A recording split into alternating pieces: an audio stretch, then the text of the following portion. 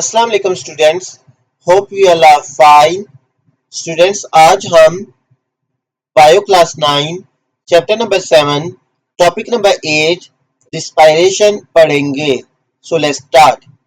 What happens when you burn a fuel like petrol? Energy is released in the form of light and heat. बच्चों क्या कह रहा है? कह रहा है जब आप फ्यूल को बर्न करते हैं लाइक पेट्रोल को, तो क्या होता है कि एनर्जी रिलीज होती है किस फॉर्म में? लाइट की फॉर्म में और हीट की फॉर्म में। The same sort of thing happens in body, in our body. कह रहा है ये चीज जो हमारी बॉडी में भी होती है। Our fuel is glucose from our food. कह रहा है हमारा जो फ्यूल है वो ग्लूकोज होता है जो हमें हमारी फूड से मिलता है। The process by which energy is produce from food is called respiration. कह रहा है बच्चों वो प्रोसेस जिसमें एनर्जी प्रोड्यूस होती है फूड से, इसको हम क्या कहते हैं? Respiration. Respiration is a chemical process which take place in cells. बच्चों कह रहा है रिस्पायरेशन एक केमिकल प्रोसेस है जो सेल्स में होता है। नेक्स्ट है हमारे पास बच्चों एनारोबिक एंड एरोबिक रिस्पायरेशन। अच्छा बच्चों, रिस्पायरेशन की दो टाइप से आ गए, एनारोबिक एंड एरोबिक। अब हम देखते हैं इनमें क्या डिफरेंस है। The two main types of respiration are anaerobic and aerobic respiration. क्या है बच्चों, रिस्पायरेशन की दो मेन टाइप्स हैं, anaerobic and aerobic. The first phase of respiration called glycolysis take place in cytoplasm and is common both in anaerobic and aerobic respiration। क्या है जो पहली फेज है रिस्पायरेशन की, उसकी मतलब रिस्पायरेशन का भी ना कोई एक सिंगल स्टेप प्रोसेस नहीं है, ये मल्टी स्टेप प्रोसेस है। तो कह रहा है जो पहला फेज है, ये जो पहला स्टेप है रिस्पायरेशन का, वो है glycolysis. Glyco for glucose and lysis mean break down. यानी पहले स्टेप में क्या होगा कि ग्लूकोज की ब्रेक डाउन होगी। ठीक है, कह रहा है ये सिमिलर होता है एनारोबिक रिस्पायरेशन में भी पहला स्टेप होता है और ये एरोबिक में भी ये सेम है, पहला स्टेप यही ग्लाइकोलिसिस ही होगा। During glycolysis glucose is oxidised into two molecules of pyruvic acid with the yield of 2 ATP molecules। कह रहे हैं ग्लाइकोलिसिस में क्या होता है कि ग्लूकोज जो है वो ऑक्सीडाइज हो जाता है दो मॉलिक्यूल्स ऑफ पायरोविक एसिड में, यानी ब्रेक डाउन हो जाता है दो मॉलिक्यूल्स की पायरोविक एसिड में with the yield of 2 ATP molecules, और साथ में क्या बना लेता है? दो एटीपी मॉलिक्यूल्स। ये देखें, glucose gives us 2 molecule of pyruvic acid plus 2 molecule of ATP. ठीक है, नेक्स्ट हमारे पास एनारोबिक रिस्पायरेशन। अब हम देखें कि एनारोबिक रिस्पायरेशन क्या थी। Anaerobic respiration means respiration in the absence of oxygen. अच्छा बच्चों, दोनों में जो डिफरेंस है ना वो ये है प्रेजेंस और एब्सेंस ऑफ ऑक्सीजन। अगर तो रिस्पायरेशन हो रही है in the absence of oxygen तो उसको हम कहेंगे ये एनारोबिक रिस्पायरेशन है। If the respiration is taking place in the presence of oxygen, की ऑक्सीजन की प्रेजेंस में हो रही है तो उसको हम कहेंगे एरोबिक रिस्पायरेशन। कह रहा है कि एनारोबिक रिस्पायरेशन का मतलब है कि respiration in absence of oxygen. During anaerobic respiration, glucose is not completely oxidized to carbon dioxide in water, but it is converted into carbon dioxide and alcohol or lactic acid। क्या है बच्चों, anaerobic respiration में क्या होता है कि glucose completely oxidise नहीं होता कार्बन डाइऑक्साइड और वाटर में, बल्कि वो कन्वर्ट हो जाता है कार्बन डाइऑक्साइड और अल्कोहल या लैक्टिक एसिड में। इस प्रोसेस को हम कहते हैं फर्मेंटेशन। एनारोबिक बच्चों ये भी अक्सर एमसीक्यू आ जाता है, ये आपने याद रखना है। Anaerobic respiration is also known as या is also called fermentation. Anaerobic respiration को हम फर्मेंटेशन भी कहते हैं। ठीक है, अल्कोहलिक फर्मेंटेशन। तो अब देखिए इस बेस पे जो हमारी एनारोबिक रिस्पायरेशन है इसकी दो टाइप्स बन गई। अल्कोहलिक, क्योंकि इसको हम फर्मेंटेशन भी कहते हैं, तो अल्कोहलिक फर्मेंटेशन या लैक्टिक एसिड फर्मेंटेशन। अगर तो जो प्रोडक्ट बन रही है वो अल्कोहल है तो अल्कोहलिक फर्मेंटेशन कहेंगे, अगर तो प्रोडक्ट लैक्टिक एसिड बन रहा है तो हम उसको लैक्टिक एसिड फर्मेंटेशन कहेंगे। अब देखते हैं अल्कोहलिक फर्मेंटेशन क्या है। In alcoholic fermentation pyruvic acid produced during glycolysis is converted into ethyl alcohol and carbon dioxide। It occurs in yeast and some bacteria। कह रहा बच्चों अल्कोहलिक फर्मेंटेशन में क्या होता है कि जो पायरुविक एसिड बना था ग्लाइकोलिसिस में वो कन्वर्ट हो जाता है इथाइल अल्कोहल में और कार्बन डाइऑक्साइड में। ये देखिए नीचे रिएक्शन भी दिया हुआ है, pyruvic acid gives us ethyl alcohol plus carbon dioxide. तो इसको हम क्या कहेंगे? ये अल्कोहलिक फर्मेंटेशन हुई है क्योंकि इसमें जो पायरुविक एसिड था वो कन्वर्ट हो गया इथाइल अल्कोहल में। कह रहा है और ये जो फर्मेंटेशन है किस में होती है? कह रहा है ये यीस्ट में और कुछ बैक्टीरिया में ये होती है। नेक्स्ट है lactic acid fermentation. During tough and continuous exercise, our heart and lungs cannot provide enough oxygen to skeletal muscles as per increased requirement.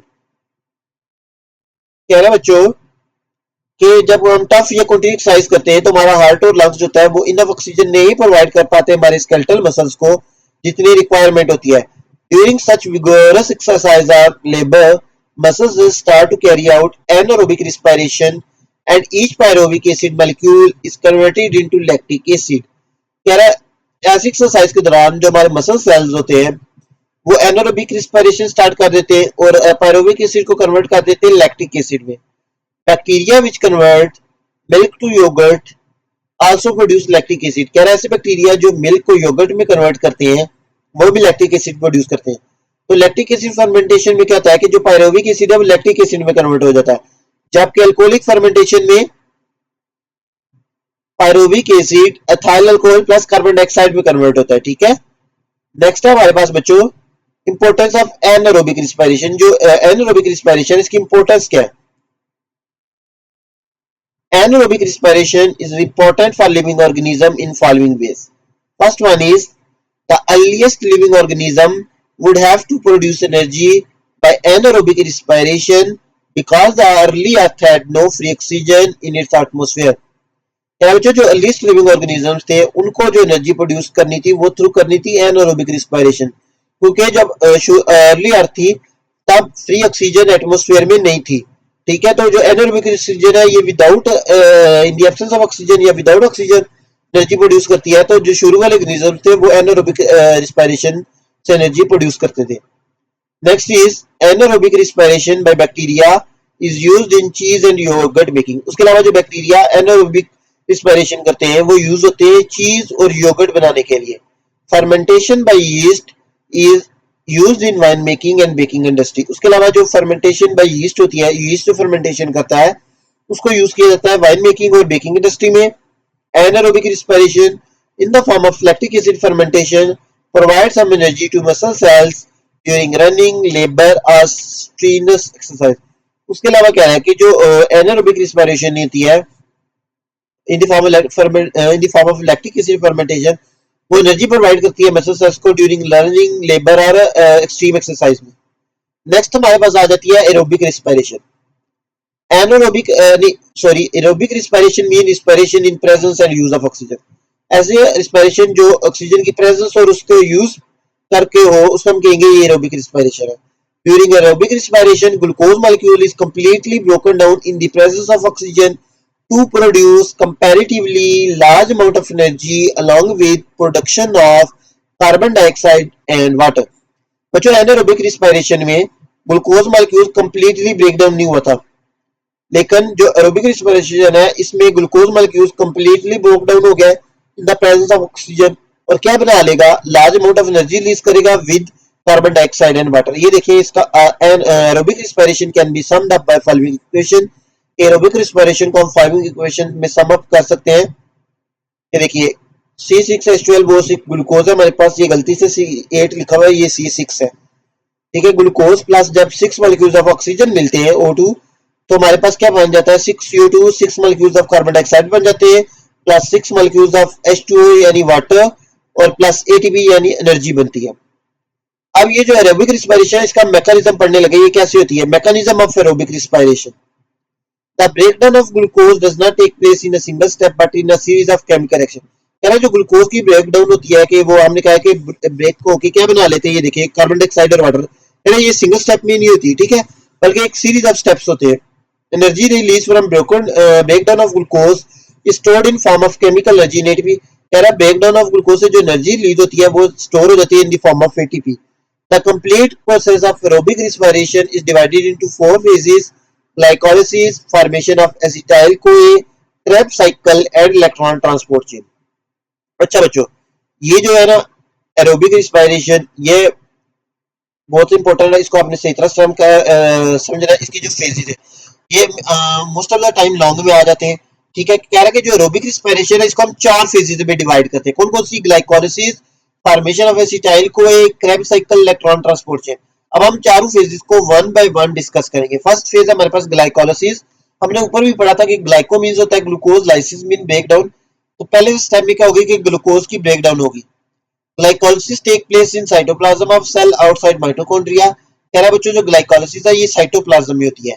It occurs both in anaerobic and aerobic respiration, ये दोनों में होती है, aerobic respiration में भी anaerobic respiration में।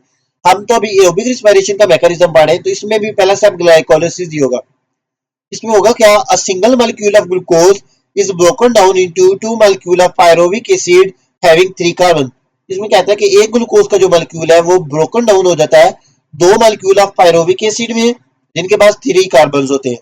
2 ATP molecules are produced as net energy gain. इसके साथ साथ 2 एटीपी के मॉलिक्यूल्स भी प्रोड्यूस होंगे। 2 NADP plus molecule NAD plus molecules are reduce to NADH। उसके अलावा दो जो NAD प्लस मॉलिक्यूल्स हैं वो कन्वर्ट हो जाएंगे NADH में। तो ग्लाइकोलिसिस में क्या हुआ, देखिए नीचे रिएक्शन दिया, ग्लूकोज जो है वो कन्वर्ट हो जाएगा 2 मॉलिक्यूल्स ऑफ पायरोविक एसिड में plus 2 molecules of ATP produce करेगा प्लस 2 NADH प्रोड्यूस करेगा। नेक्स्ट स्टेप है फॉर्मेशन ऑफ एसिटाइल कोए, कि एसिटाइल कोए बनेगा।